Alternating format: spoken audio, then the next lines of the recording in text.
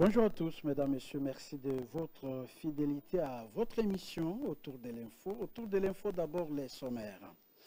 Prétendu détournement de 39 millions au ministère de la Justice, l'affaire fait couler beaucoup d'encre et de salive. Des réactions fusent de partout. Nombreux estiment qu'il s'agit d'une machination et d'une cabale politique contre Constant Moutamba. D'autres se fient aux documents qui circulent sur les réseaux sociaux. Dans un communiqué de presse des ministères de Justice et des Finances, l'on dément qu'aucun contrat de 39 millions de dollars n'a été signé par le ministère de la Justice et que les documents de la DGSMP en circulation est faux et qu'aucun fonds n'a été décaissé du compte du ministère de la Justice ou du Trésor public.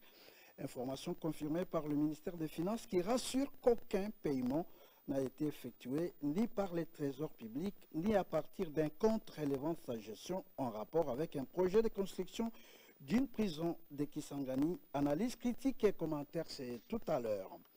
Sénat, ça casse ou ça passe ce jeudi 15 mai. Les sénateurs doivent se décider sur la levée ou non des immunités du sénateur à vie Joseph Kabila.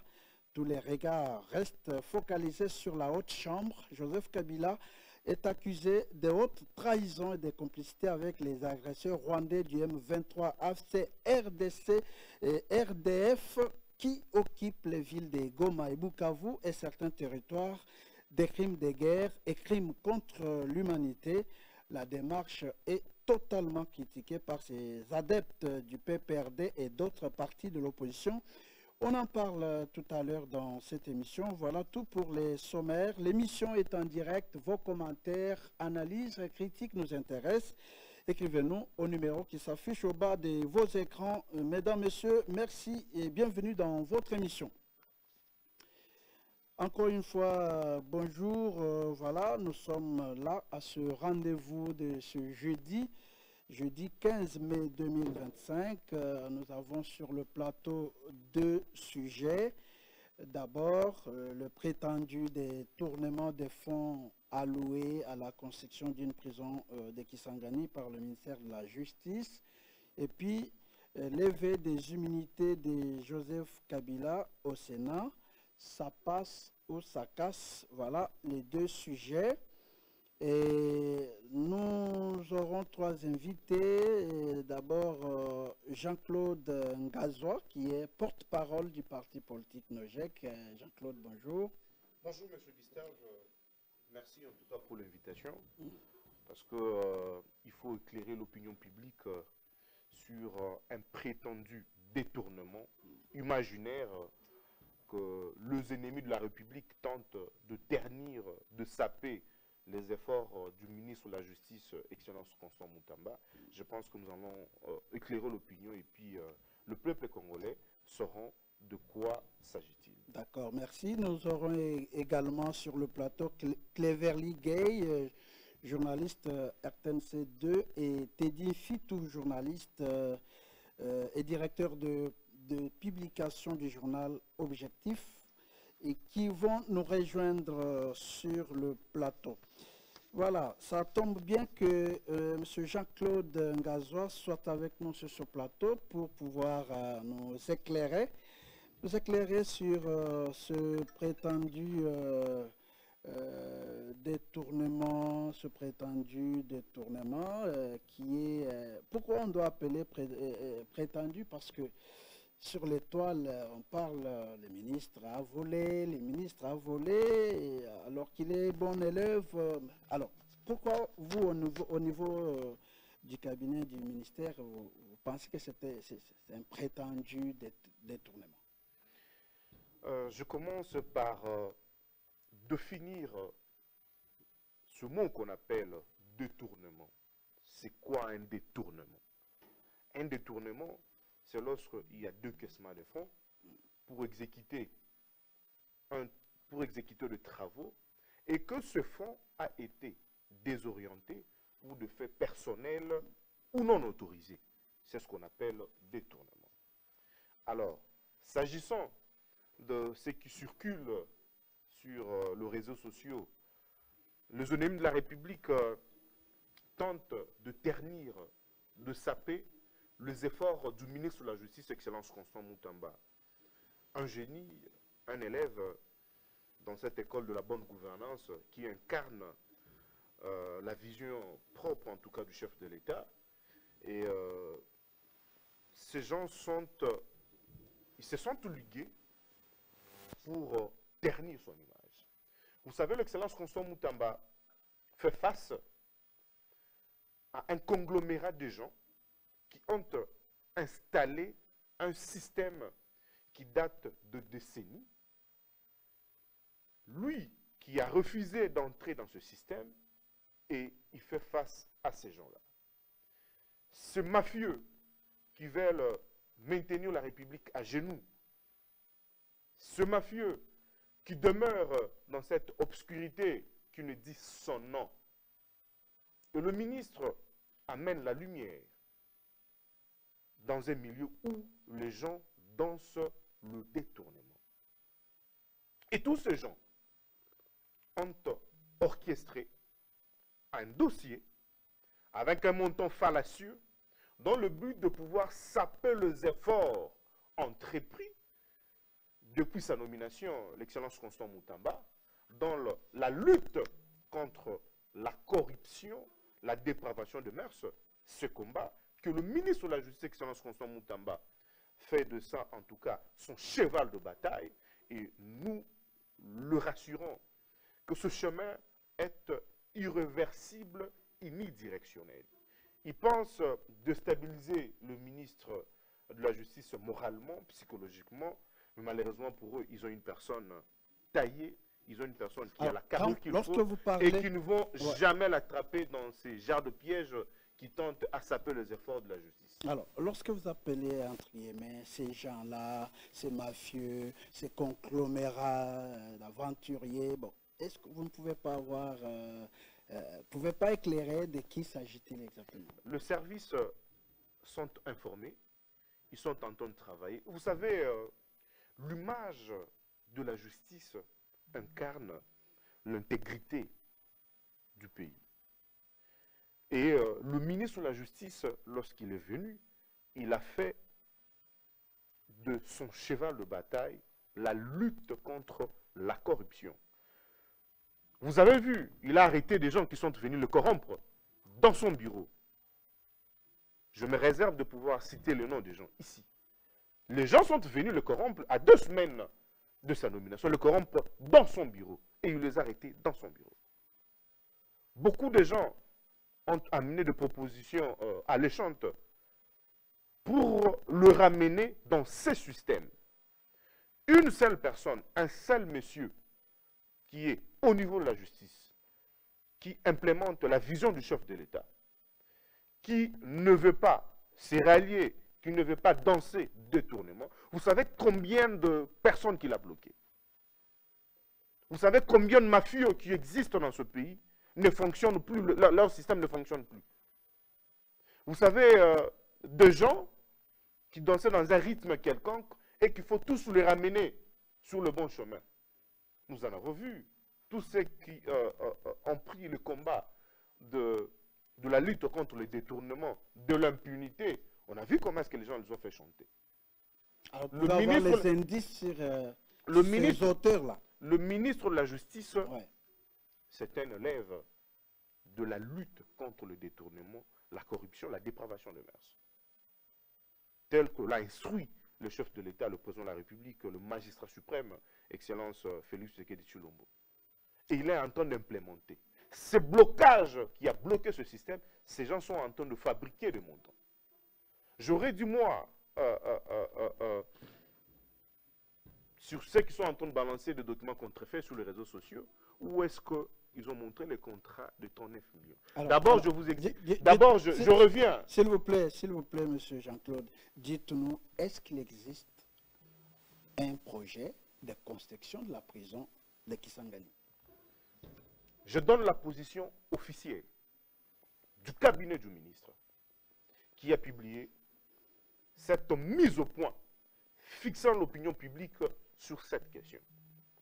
Il n'y a aucun fonds qui a été décaissé. D'abord, est-ce qu'il y a un projet de construction? J'en arrive. Ouais. C'est une suite logique des pensées et que si je ne débute pas, vous n'allez pas comprendre. Parce que ici, en est la question de ne pas seulement répondre à tes questions, mais également de clairer l'opinion qui ont besoin de comprendre, écoutez, c'est quoi la véracité de cette situation. Ouais. La mise au point du cabinet du ministre, il n'y a aucun fonds qui a été décaissé. Aucun contrat de 39 millions n'existe. Et le ministère de la Justice rassure qu'il travaille sur son combat qui s'est inscrit depuis sa nomination sur la lutte contre le détournement de deniers publics. S'agissant également de la question que vous avez posée, s'il existe un projet, effectivement, c'est quoi Frivao? Frivao est un service étatique qui s'occupe de l'indemnisation de victimes de la guerre des 6 jours. Et ces victimes sont plusieurs. Il y a de victimes personnes physiques, il y a de victimes autorités morales, il y a des églises, il y a des écoles de stade. Alors, Frivao élabore la politique pour voir comment indemniser tous ces gens. Je vous informe, pour ceux qui ne connaissent pas, avant que le ministre de la Justice ne soit nommé, le victime de la justice touchait 200 $ pour l'indemnisation. Ouais.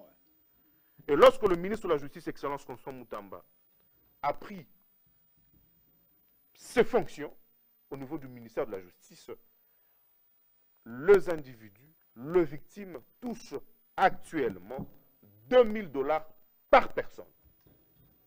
Voilà pourquoi le ministre de la Justice fait aujourd'hui objet de diabolisation. Mais diabolisation, j'en arrive. Parce qu'il fait le bien. C'est une suite logique. Lorsque une personne touchait 200 $ et qu'on ramène ce gain à 2000 $, c'est mauvais pour cette personne ou soit c'est un bien. Soyons humains, soyons conséquents. Lorsque vous avez une graduation exponentielle comme ça, écoutez, ça réjouit tout homme. Vous ne savez, nous qui avons vécu cette guerre, la guerre de 6 jours à Kisangani, je vis souvent lorsque les gens se moquaient du ministre de la Justice quand, lors de la première cérémonie de Holocauste, ils étaient en train de se moquer quand ils pleuraient. C'est parce qu'ils n'avaient jamais vécu cette guerre. La ville était totalement détruite. Et les corps des gens, la ville sentait très mauvais. L'air était pollué. De la même manière que nous voyons vu le Kinshasa, de bouteilles, tout ça, le plastique, tout ça, c'était comme ça, c'était pareil. Où on voyait des corps de gens, il est mort. Après 1, 2, 3 jours, il y avait une putréfaction exagérée. Des stades étaient détruits.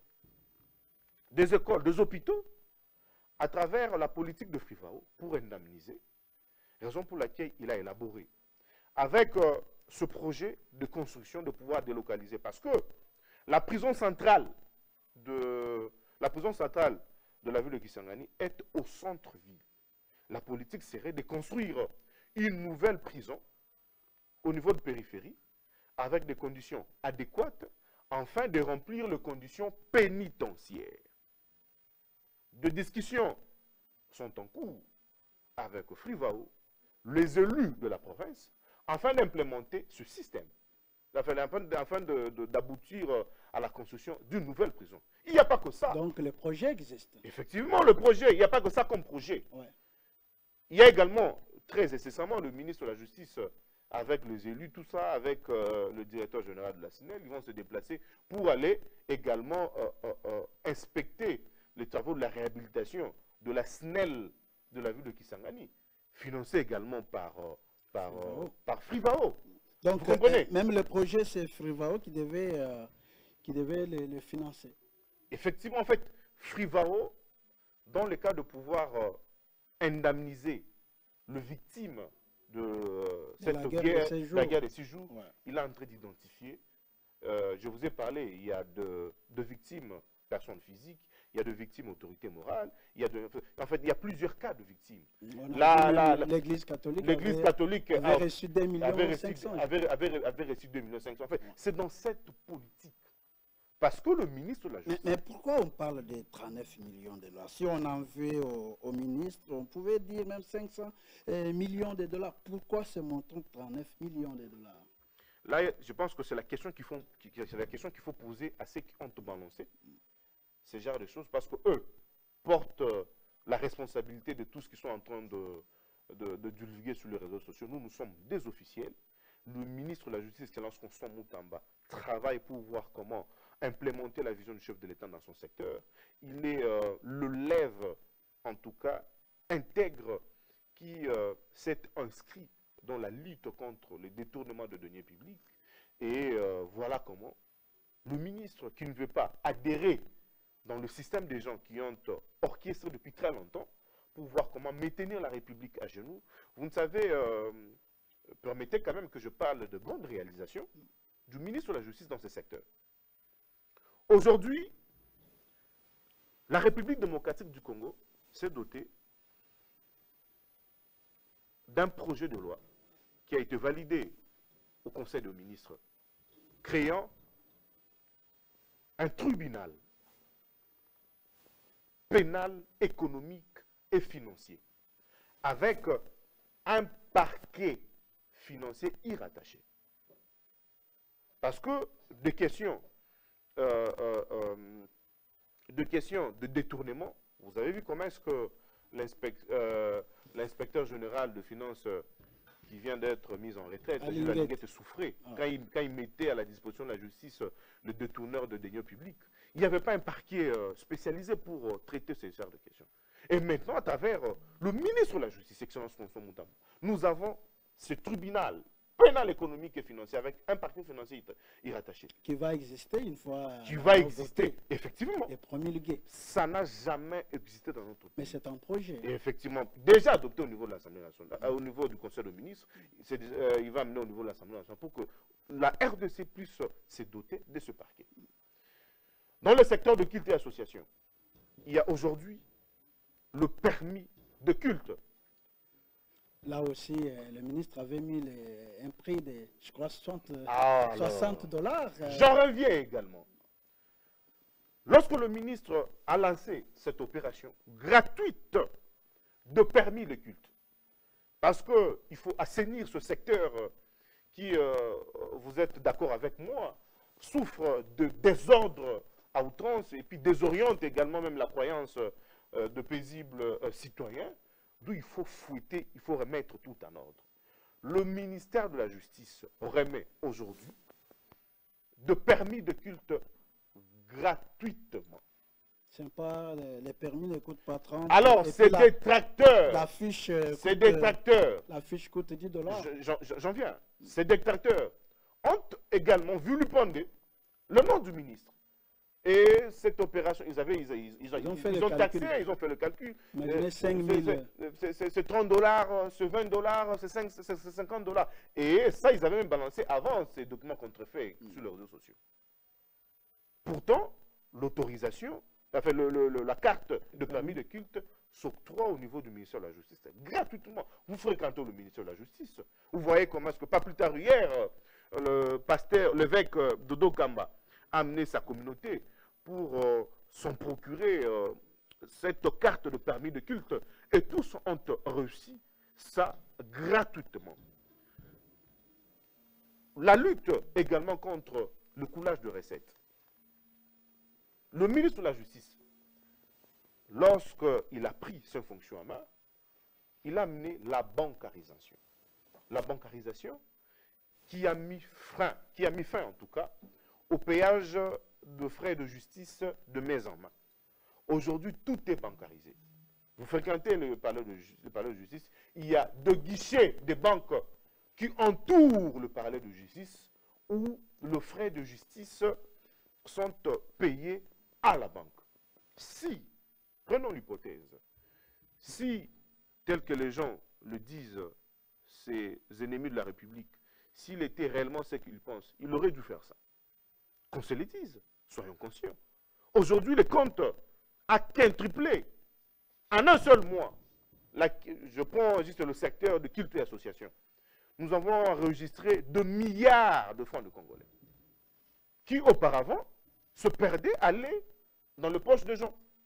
Où le greffier percevait de l'argent de justice. Tout ça, écoutez, ce sont des efforts considérables. Et tous ces systèmes où les gens marchandaient au niveau du palais de justice, cela n'existe plus. Tout est reversé à la banque. Tu veux avoir le certificat de nationalité, tu payes à la banque. Vous voulez la personnalité juridique, payez à la banque. Vous voulez, tout ça, ce sont des efforts que le ministre est en train de faire dans son secteur pour amener l'argent dans la caisse générale de l'État, afin que la République puisse en bénéficier. D'accord. Alors, on va revenir chez vous. Il y a Teddy Fitou qui vient de nous rejoindre, journaliste et directeur des publications du journal L'Objectif. Bonjour Teddy. Bonjour cher Gustave. Vous nous trouvez en plein débat avec Jean-Claude Ngazo, qui est porte-parole du parti politique NOJEC, le parti cher au ministre de la Justice Constant Moutamba. Et il y a des bruits, il y a des informations qui circulent sur les réseaux faisant état d'un prétendu détournement de 39 millions de dollars au ministère de la Justice dans l'affaire de construction d'une prison de Kisangani. Vous, comment vous appréhendez ces informations? Est-ce vrai que le ministre Moutamba a détourné ou aurait détourné 39 millions de dollars? À ce stade, on a très peu d'informations, si ce n'est ce qu'on a pu voir sur les réseaux. Nous travaillons pour détenir des informations un peu plus poussées pour nous permettre de nous prononcer. Mais il y a quand même des éléments qui choquent dans ce que nous avons pu voir. Le ministre qui sépare des vertus, et c'est tout à son honneur, aurait passé un marché de gré à gré avec une entreprise de mémoire, je pense c'est Zion Construction ou quelque chose comme ça. L'entreprise, laquelle entreprise a été créée quelques jours avant et aurait ouvert un compte, je pense, au niveau de la Raobank la veille du versement de l'argent. Tout ça, ça ne sent pas bon. Lui qui a, pour le paraphraser, sans l'odeur de la corruption partout, il aurait dû, en ce moment-là, sentir déjà cette odeur-là. Et deuxièmement, lorsque j'ai entendu mon frère parler, je connais bien Constant, je le connais, et il y a quand même quelque chose qui doit choquer les gens. Et s'il ne s'en rend pas compte, aujourd'hui, il s'en rendra compte. 2028, c'est pour bientôt. On ne peut pas confondre la justice et sa propre promotion. Et cette confusion est en train de ruiner le travail qu'il essaye de mettre en place. Je prends un exemple précis pour ne pas rester dans des généralités. Mon frère a parlé de la bancarisation, ce qui est une bonne chose. Mais Constant se présente comme un nationaliste, un panafricaniste. Mais lorsqu'il a fallu faire un choix, nous avons la Cadeco, qui est aujourd'hui la seule banque entièrement congolaise qui existe, qui est aussi la banque la mieux implantée en RDC, que vous trouverez dans les 145 territoires. Mais quel est le choix du ministère de la Justice? Ils ont choisi la Raobank. On n'est pas dans un combat et tout ça. Nous, on perçoit en tant que journaliste et on essaie d'être objectif. Il y a certains choix qui dérangent. On ne comprend pas la manie qu'il y a aujourd'hui dans notre pays pour quelques autorités de ces grands pays, de toujours vouloir accorder des prébendes aux étrangers au détriment de tout ce qui est national, en fait. Ça, c'est un fait. Deuxièmement, il y a aussi des réformes. On ne peut pas mener des réformes dans un secteur en vilipendant tous ceux qui doivent mettre justement cette réforme en place, ou ces réformes en place. On a vilipendé qui? Il a des très mauvaises, c'est des notoriétés publiques, hein, des très mauvaises relations avec la magistrature. Il a des difficultés à travailler avec ses autres collègues du secteur.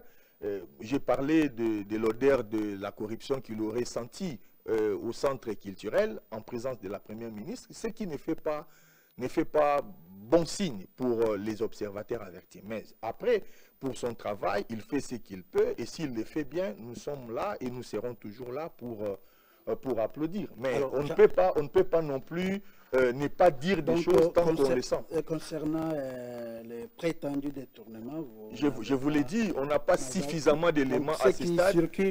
On considère les communiqués du ministère comme pouvant laver tout soupçon. Non, il y a des choses, Gustave. Soit nous sommes, comme mon frère, il est porte-parole, c'est normal qu'il porte la parole de leur parti politique. Moi, je ne suis pas porte-parole de Constant Moutamba, je suis journaliste. Lorsque j'ai une question, je m'en tiens aux faits. Les journalistes, lorsque vous avez analysé les communiqués du ministère de la Justice, les communiqués du ministère des Finances et ce qui circule sur les réseaux. Si on devrait s'en tenir qu'aux communiqués des uns et des autres, il n'y aurait jamais eu des gens inculpés dans ces pays. Il y a des gens qui nous ont dit qu'ils n'ont jamais rien touché, mais lorsque la justice s'intéresse au dossier, à la fin, on trouve quand même quelque chose. Mais ce n'est pas pour créer une confusion ou créer un doute sur la sincérité de ces deux ministères, des Finances et de la Justice, mais à ce stade, nous n'avons pas, je l'ai dit en tant que journaliste, je n'ai pas en ma possession d'éléments pour blanchir Moutamba ou encore pour noircir son tableau. Non. Mais je me dis, un élément probant, c'est que ce qui est sur la toile, on nous présente une entreprise Zion Construction qui a été, semble-t-il, créée, qui prend des comptes la veille des versements. Vous voyez, ça donne quand même, moi je les paraphrase. Là, c'est selon les fake news là. Non, ce n'est pas selon les fake news. J'ai dit les éléments qui sont sur la place publique. Moi, je ne parle pas de Facebook. D'accord. Alors, Jean-Claude, vous avez suivi Teddy Fitou. D'abord, le ministre qui fait bien son travail, mais qui, lorsqu'il fallait opérer un choix, là où on doit verser l'argent de la République, il opère les choix, et les choix tombent sur Raobank, au détriment de la CADECO, qui est notre caisse nationale. Et aussi, vous avez suivi, il a dit quelque chose, le ministre n'est pas en accord avec les différents services qui peuvent l'accompagner. Et puis, vous suivez, Zion Construction qui... Alors, qu'est-ce que vous répondez? Je pense que, merci beaucoup en tout cas pour de questions que le journaliste a posées. Nous sommes porte-parole, raison pour laquelle nous sommes là pour éclairer l'opinion, éclairer toute personne qui n'a pas suffisamment d'informations sur ce qui concerne le secteur de la justice, qu'a l'honneur de diriger l'excellence Constant Moutamba. Si j'évoquais le cas de l'Aérobank, c'est par rapport au guichet avancé qui est au niveau du palais de justice. Je ne sais pas si vous avez eu déjà le temps de pouvoir surquiler le palais de justice. Vous allez voir qu'il n'y a pas qu'Aérobank comme c'est la seule banque. Et sur l'ensemble de la République, je vous informe, l'excellence Constant Moutamba a eu à échanger de réunions purement stratégiques avec la dame, son nom m'a échappé, qui la directrice générale de la Caisse nationale CADECO, Juliette effectivement, pour implémenter l'embancarisation dans tout, en tout cas dans les provinces pilotes qui ont été ciblées. Il y a des travaux qui sont en train de se faire dans ce sens. Il y a également d'autres guichets au niveau de la ville de Kinshasa, qui la Caisse nationale CADECO est en train de faire des travaux à ce sens. Si vous environnez, vous inspectez l'environnement du palais de justice, vous allez voir qu'il n'y a pas que cette banque, non, vous avez cité. Donc, lorsque vous... j'ai bien compris parce que vous avez un peu de réserve. Vous devez également avoir des réserves sur ça parce qu'il n'y a pas que cette banque. Non, si je me suis permis sur cette question-là, parce que j'ai des éléments.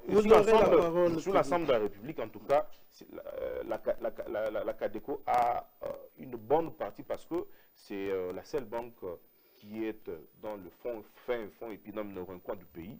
Et ça ne me pose même pas un problème parce qu'ils sont en train de travailler là-dessus et il a également sa part dans cette... on travaille là-dessus, mais on n'a pas encore commencé à verser l'argent de la... Si vous m'avez suivi ici, je parlais, il y a certains...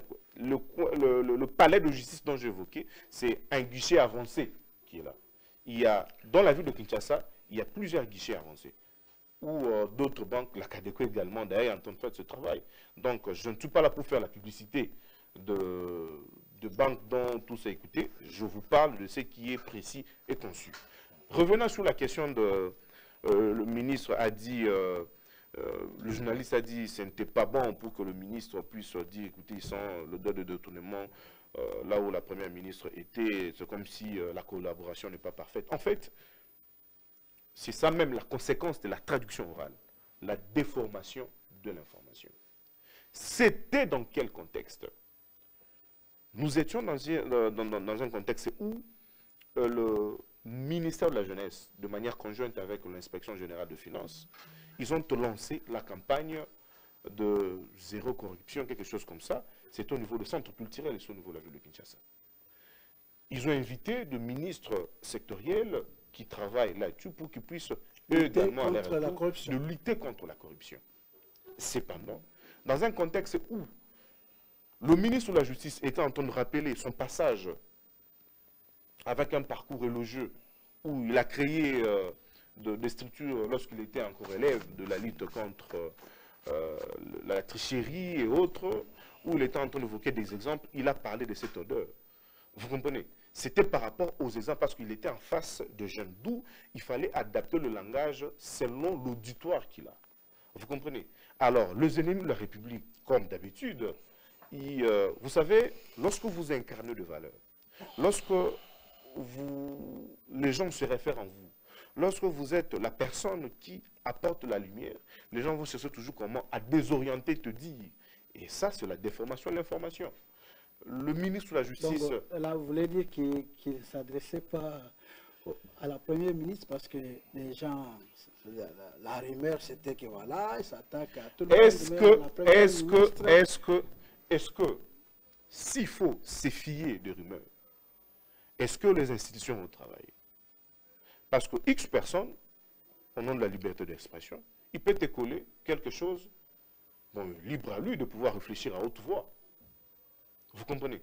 L'intention que vous avez, si ce n'est pas ça, est-ce que toi tu peux suivre ce genre de choses? Non. Vous comprenez? Alors les gens voient le travail qu'est en train d'abattre l'excellence Constant Moutamba, d'où ils cherchent comment à le fragiliser. Ils cherchent comment à le mettre en guerre avec ses collègues. Ils cherchent comment à vilipender son nom parce qu'ils le font toujours. Malheureusement pour eux, l'excellence Constant Moutamba est taillé et suffisamment aguerri. C'est un belliqueux de grande taille, capable de pouvoir pourchasser jusqu'aux toilettes ces détourneurs de deniers publics. Donc, moi, je m'inscris en faux parce que j'étais même là sur place le jour de l'activité. C'était nullement question de pouvoir évoquer la question. Écoutez, je rentre dans cette optique. Vous ne citez que la première ministre. Qui était là? Est-ce que sur l'estrade, il y avait que la première ministre qui gère le fonds de deniers publics? Il y avait l'inspecteur IGF qui était là. Il y avait le ministre de la Jeunesse qui était là. Il y avait la ministre de l'EPST, de l'Éducation, qui est également là. Pourquoi est-ce que vous vous focalisez seulement sur la première ministre? C'est ça que j'ai besoin qu'on puisse élever notre sens de pouvoir réfléchir. C'est là, lorsque tu te mets en dimension, vous allez comprendre c'est qui la personne qui veut vilipender le nom du ministre. Vous comprenez? Parce que eux tous, ce sont des chefs de secteur qui implémentent la vision du chef de l'État afin qu'il y ait la bonne gouvernance. Pourquoi canaliser le combat seulement sur la première ministre? Pourtant, ils n'ont pas de guerre. La chef du gouvernement, la première ministre, madame Judith Soumino, a son ministre qu'il aime beaucoup, Excellence Constant Moutamba. En tout cas, nous devons éviter ce genre de spéculation. Nous devons éviter ce genre de choses parce que cela ne va pas profiter pour la République. Cela va également affecter les institutions. Alors, vous avez suivi ce que Tigui a dit. Il dit, bon, selon lui, avec les informations qui circulent, il n'y a pas beaucoup de sûreté ou de clarté qu'on puisse vraiment faire totalement confiance, mais il faut que la justice intervienne. Monsieur Gustave. Vous pensez qu'il faut aller en justice pour qu'on Monsieur puisse Gustave, ouais. Réfléchissons. Je veux vraiment qu'on puisse réfléchir. Si ces détracteurs avaient l'intention de pouvoir, si ces détracteurs, comme ils ont l'intention de pouvoir ternir l'image du ministre de la Justice, Clarence Constant Moutamba, de saper ses efforts, s'ils avaient des éléments probants, comme le pense, ils allaient tout étaler. Ils allaient tout étaler. Est-ce que je ne sais pas si nous arrivons à réfléchir à ce niveau. Moi, je réfléchis le mal contre toi et que j'ai les éléments, moi, qui me permettent de pouvoir te détruire. Je vais tout étaler.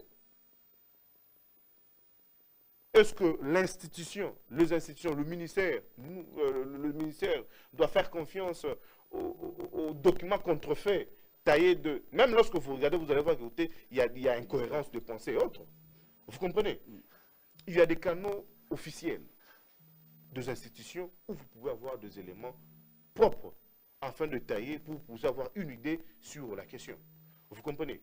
Alors, la mise au point qu'a publié le cabinet du ministre, je l'ai dit ici, il n'y a aucun décaissement de fonds. Il n'y a aucun contrat de 39 millions.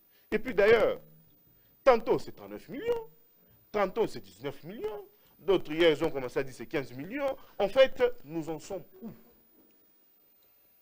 On ne peut pas se permettre de pouvoir saper le nom de la personne qui aujourd'hui incarne la vision du chef de l'État, mais aussi qui la population s'identifie en cette personne en elle. D'accord. Alors, c'est tout à fait anormal. Teddy, on peut faire confiance à ce que Jean-Claude dit. Oui, je vais revenir sur certains éléments. Déjà, il faut qu'on enlève dans la tête de ceux qui nous suivent à la télévision l'idée que je serais un détracteur de Constant Moutamba. Je n'ai pas besoin de l'être, il le fait lui-même si bien. Et lorsque vous dites pourquoi nous l'acquisons, nous n'avons accusé personne. En tant que journaliste, nous rapportons des faits. Non. Et attendez. C'est la première ministre prenant la parole après Constant Moutamba qui a répondu. Ce n'était pas de notre fait. Ce n'est pas moi, Teddy, qui ai écrit. C'est la première ministre qui a répondu à son ministre de la Justice. Au même endroit, au même lieu. Ça, ce sont des faits. Deuxièmement,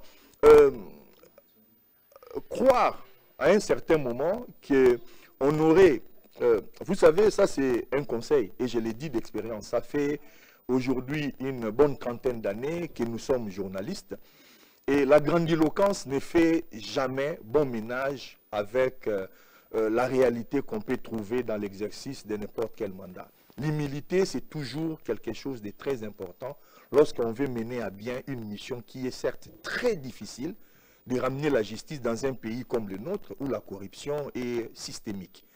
Moutamba ne ramènera pas sa justice à lui. Il doit mettre dans ces pays la justice congolaise et non sa propre justice. Il confond parfois, et ça c'est l'impression qu'il y a beaucoup de gens, moi compris, il confond ses valeurs à lui, vous avez parlé des valeurs, et les valeurs de la République. On ne lui demande pas ses valeurs.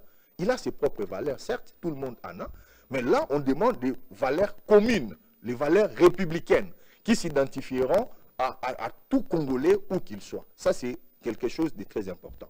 Pour revenir sur ce que vous disiez, et j'en termine là, je vous redonne la parole. Ce dont vous parliez concernant les cultes et tout, on a toujours un raisonnement comptable en RDC. Et c'est cela qui est le drame.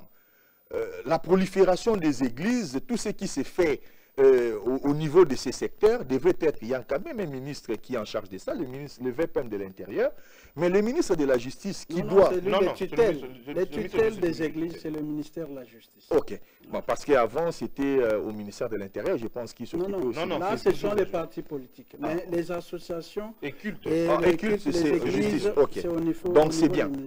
Il faut qu'on arrive, puisque vous parliez des valeurs, qu'on arrive à établir une sorte de distinguo dans ces pays. On ne peut pas avoir du jour au lendemain des gens qui s'élèvent, moyennant, c'est gratuit aujourd'hui, mais il y a une tendance à être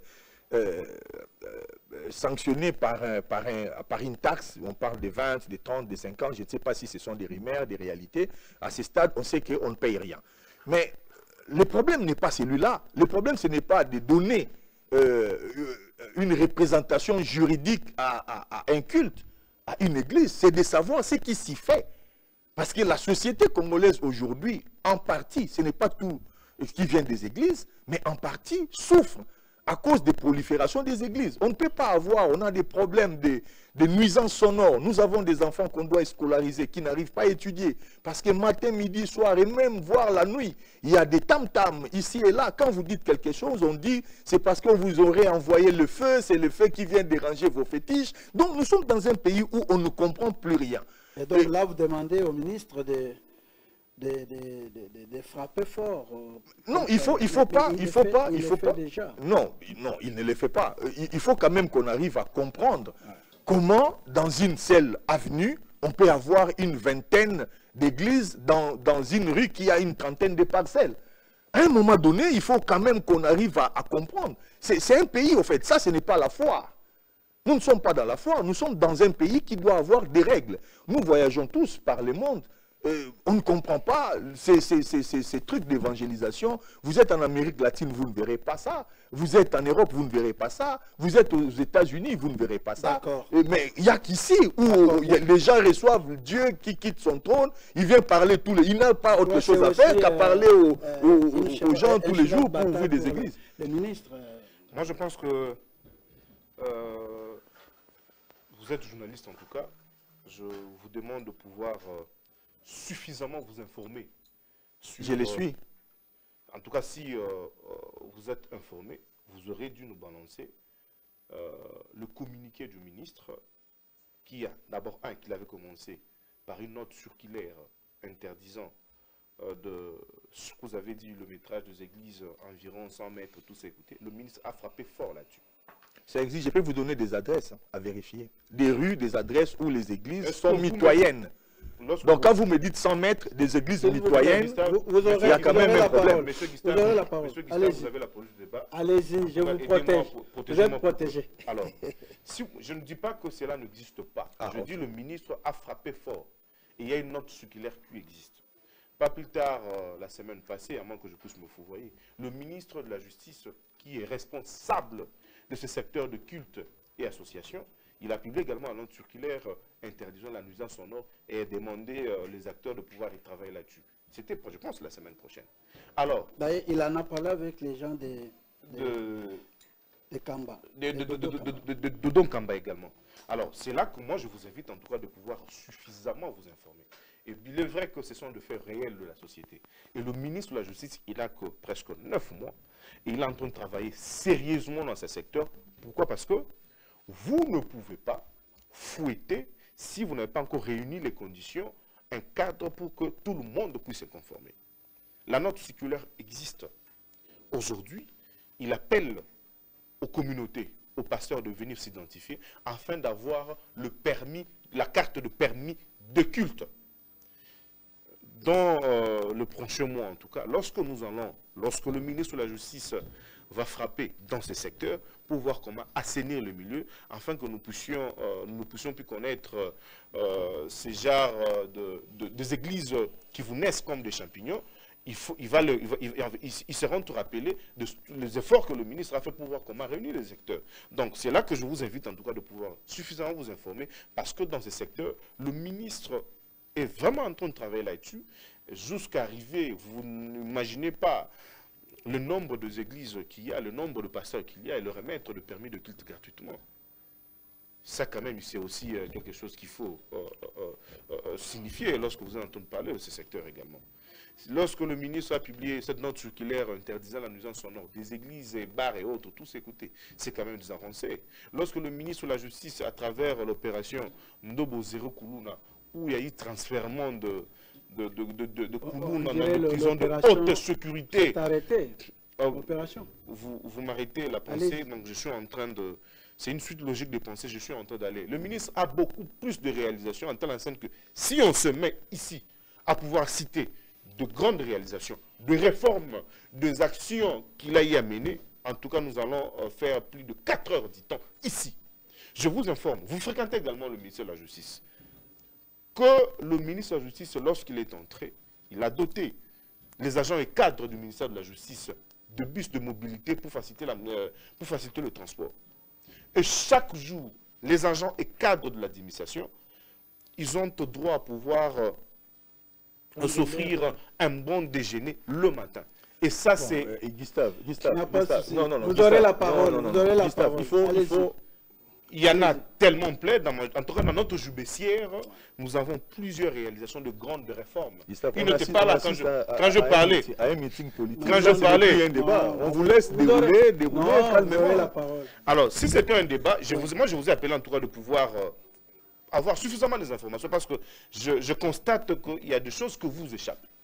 D'accord. Parce que vous devez normalement, en tout cas, puiser des informations très essentielles afin de me poser. Revenons au sujet. Les ministres, alors, pour terminer, parce qu'on doit changer de sujet, les ministres projettent la poursuite des auteurs des faux documents. Est-ce que c'est une démarche qui va réussir? Il est anormal. C'est aberrant de voir la personne qui est en train de travailler pour voir comment redresser son secteur, implémenter la vision du chef de l'État, et qu'il y ait des gens qui puissent balancer des choses sans de preuves tangibles. Il n'y a pas la tangibilité. Et surtout, ce sont des documents contrefaits. Nous parlons d'une personne qui est une personnalité publique, l'excellence Constant Moutamba. Il bénéficie également des immunités. Il doit être protégé non seulement par nous tous. Parce qu'il est dans ce secteur. Le service sont saisis. Ils sont en train de travailler là-dessus. Je ne suis pas mieux placé en tout cas de pouvoir parler en leur place. Il a donné l'injonction. Et je pense qu'en tout cas, dans le jour qui suit, nous allons en arriver. Alors, est-ce que, Teddy, pensez-vous que les poursuites déclarées par le ministre contre les fauteurs, contre les auteurs, vont arriver, vont donner des résultats ou c'est juste une menace pour faire peur? Déjà, avant de répondre à cette question, je voulais revenir sur quelque chose que mon co-débatteur a dit et que je n'aurais pas pu laisser passer. Premièrement, nous sommes suffisamment documentés, nous publions tous les jours et en 30 ans de carrière journalistique, on n'a jamais été poursuivi en justice.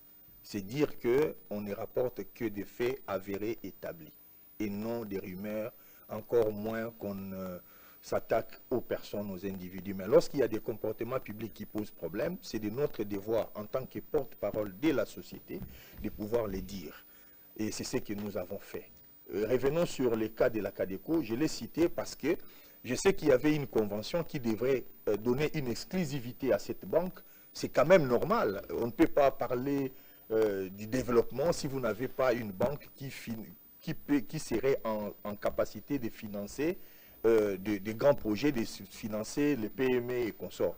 Et la caisse d'épargne, c'est la seule que nous avons. Moi, en tant que Congolais, et personne ne m'enlèvera cette idée-là, je préfère qu'on privilégie tout ce qui est d'abord congolais avant d'accorder des royalties aux étrangers qui font les beaux temps. Lorsque vous avez une banque, par exemple, étrangère, qui ne va pas dans le sens de la vision édictée par le gouvernement ou le chef de l'État, il ne se pliera pas parce que c'est une banque commerciale qui obéit aux injonctions étrangères. La Cadeco, si.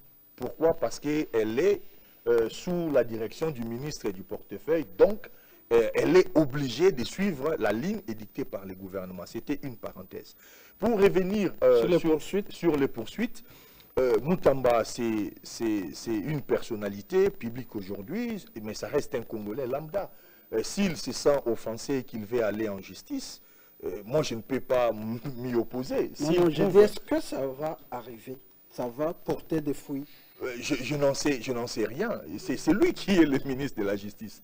C'est à lui qu'on devrait faire confiance que lorsque quelqu'un est lésé dans ces pays et qu'il y a des éléments probants, il devrait trouver justice. C'est là son rôle. Et moi, je ne m'attarderai pas sur ce que je trouve comme périphérique. Donner le petit déjeuner aux gens au ministère, c'est à la limite dégradant de le dire à la télévision. On est censé dépasser ces genres de choses. Et lorsque vous dites il faut qu'on élève les débats, moi je rigole toujours. Et c'est une réplique qui est devenue une sorte de rhétorique dans ces pays. Dès que vous n'êtes pas d'accord avec quelqu'un, il vous dit qu'il faut élever les débats. Mais nous sommes là pour ça. Si vous voulez qu'on élève les débats, vous voulez qu'on parle de quoi? De l'ifologie, vous voulez qu'on parle de... Moi, je suis à l'aise dans tous les domaines. Donc, on aborde parlons de ce que vous voulez. On va élever. On aborde mais attends, non, Gustave, non. Vous lui avez laissé le temps suffisamment de dérouler. Il faut laisser aussi la contradiction et puis vous allez... Non, moi je termine par là. S'il vous plaît, ça ne sert à rien, Gustave, ça ne sert à rien d'avoir sur les plateaux des gens qui nous enseignent tous les jours et qui ont cette passion pour des grands discours, mais au service des idées courtes. Voilà, moi ça ne me parle pas lorsqu'on est à ce niveau. Il n'y a pas de débat. On revient, s'il vous plaît. S'il vous plaît, Jean-Claude, vous allez revenir là-dessus. Je reviens ici pour le deuxième sujet parce qu'il ne nous reste que 10 minutes.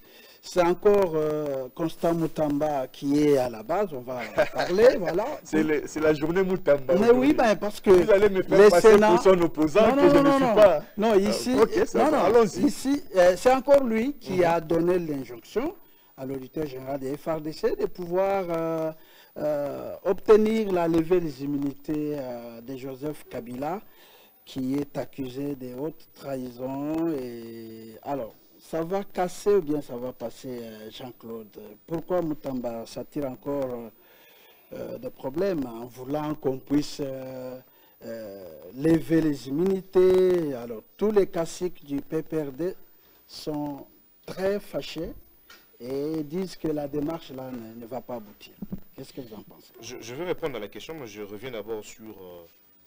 rapidement, hein, il ne nous reste que 9 minutes. En tout cas, très rapidement, sur les communiqués du cabinet du ministre, pour répondre à mon co-débatteur, ce communiqué date de 7 mai. Le 7 mai, donc nous sommes encore dans ce moment. Aujourd'hui, nous sommes le 15. C'est à presque une semaine où le ministre de la Justice, par son cabinet, a lancé un communiqué sur la nuisance sonore. C'était dans le but de pouvoir nous documenter quand on fait le débat de genre comme ça. Alors, je reviens sur la question que vous avez posée. Le ministre de la Justice, ce n'est pas lui qui en veut à l'ancien président, M. Joseph Kabila. Le ministre de la Justice fait son travail. Aujourd'hui, la République est agressée. Vous n'imaginez pas ceux qui sont dans la ville, dans des villes occupées par des rebelles, dans quelle manière ils vivent, de quelle manière ils sont en train de vivre dans cette atrocité à outrance. Et que les éléments sur la table du ministère de l'Intérieur, comme l'a dit le ministre Jacquemain Chabani, qu'il avait 2 éléments probants qui confirment la participation de l'ancien président, M. Joseph Kabila, dans cette rébellion qui a occasionné beaucoup plus de morts, où nous enregistrons de pertes d'envies humaines du jour au lendemain. Pourquoi pas la justice puisse en saisir?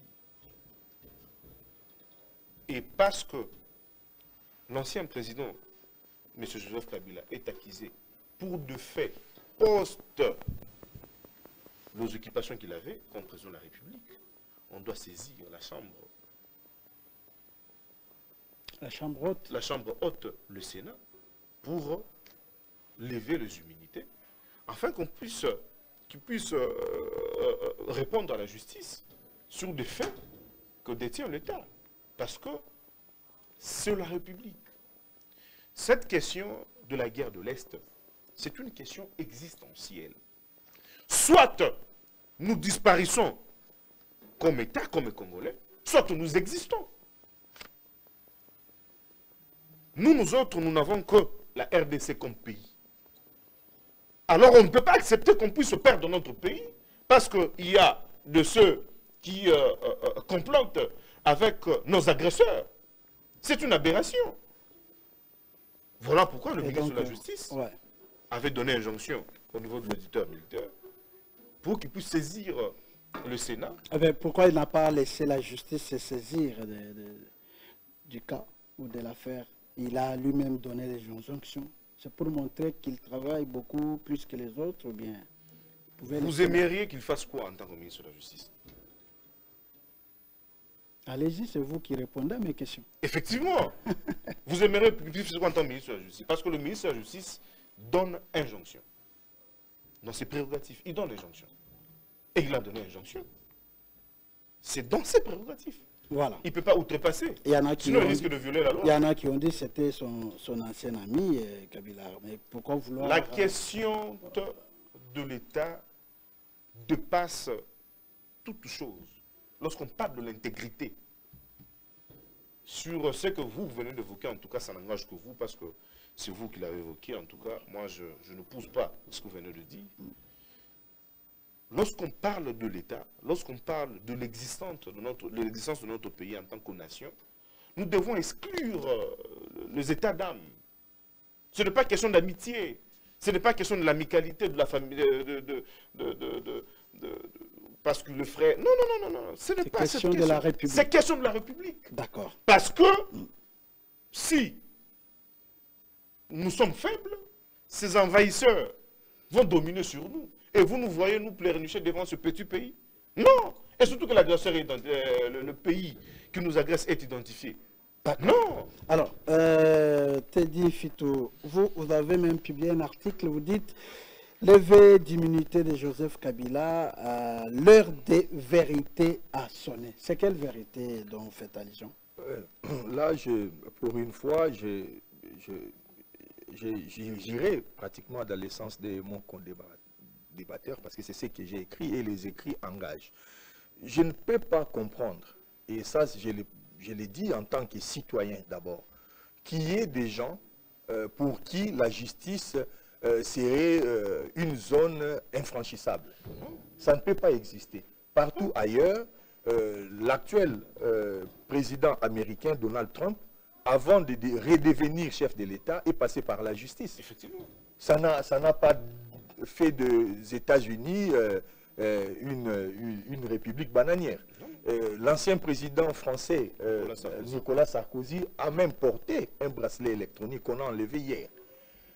Ça n'a pas interdit aux Français d'aller au travail le matin, de revenir le soir.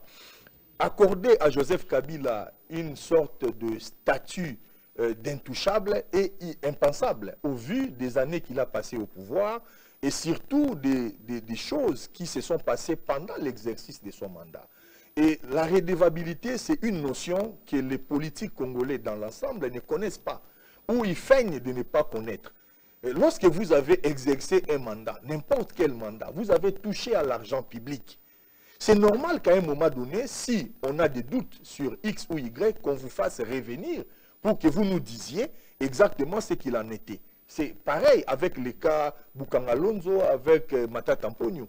On a aujourd'hui des communiqués extrêmement graves. On nous parle de swahilophonie. On a vu quelque chose d'un certain Moussa qui a rencontré le chef rebelle, le pantin Corneille Nanga, nous expliquer que les Swahili seraient attaqués ici ou là. En fait, on essaye de désintégrer ces pays. Et c'est à nous qui sommes Congolais de pouvoir dire à la face du monde que ce pays est un et il sera indivisible. Donc on doit lever les immunités. Mais ailleurs, la question ne se pose même pas. Oui, mais Katumbi a publié, il dit c'est une démarche dangereuse. Une démarche dangereuse, et puis c'est une question qui devait être gérée par le Congrès. Avec tout le respect que nous pouvons devoir à monsieur Katumbi Chapwe, il reste un Congolais comme un autre Congolais. Son raisonnement et son raisonnement, c'est les siens. Les miens, c'est les miens. Et ce n'est pas parce que Katumbi trouve que c'est dangereux que la planète entière doit trouver que la chose est dangereuse. Et l'inverse est aussi vrai. Ce n'est pas parce que lui, il trouverait quelque chose qui c'est bon que nous tous, nous devons trouver que c'est bon. Sur cette question-là, lui, il a des ambitions politiques. Il parle en tant que politique.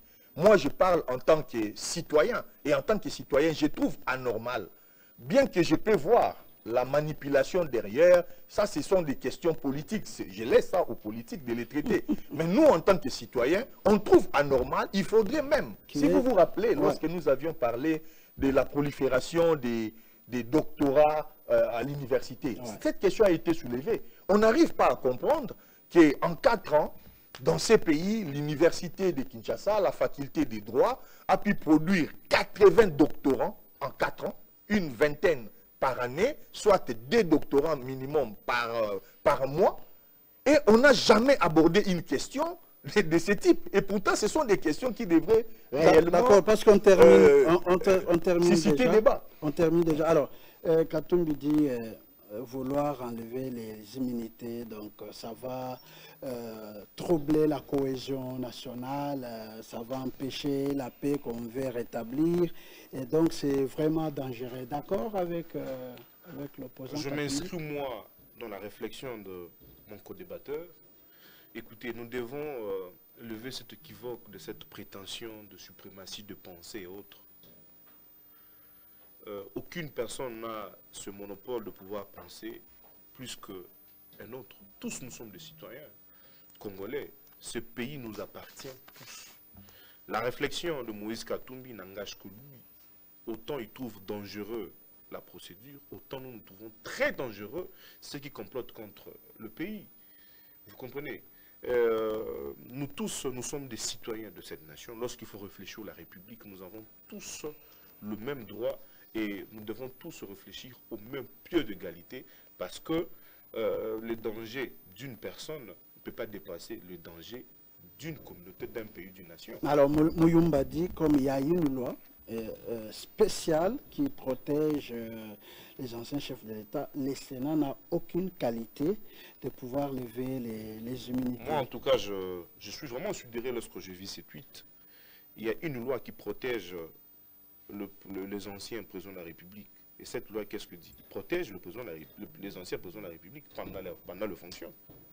Et les effets qu'on acquise le président, l'ancien président, M. Joseph Kabila, c'est pendant son exercice ou après. C'est clair. Est-ce qu'on peut me faire débat? Les questions qu'on acquise, qu'il semblerait, qui seraient partenaires de ce rebelle, tout ça, c'est après, après qu'il soit président de la République. Bon, réfléchissons toujours. Si on ne peut pas te toucher pendant ton exercice, on ne peut pas fouiner de te faire lorsque vous avez la gestion. Et la justice ne peut pas se saisir d'une question avant que tu ne sois ou après. Ou soit la justice serait une affaire des autres. Non. Donc voilà. Alors on termine avec vous, Teddy. Ça casse ou ça passe aujourd'hui au Sénat? Est-ce qu'on va lever, d'accord? Est-ce que les sénateurs vont se décider enfin pour lever les immunités telles qu'elles souhaitent? D'ailleurs, dans notre réflexion, dans le même article que vous avez cité, on a été jusqu'à expliquer les options qui s'offrent à nous.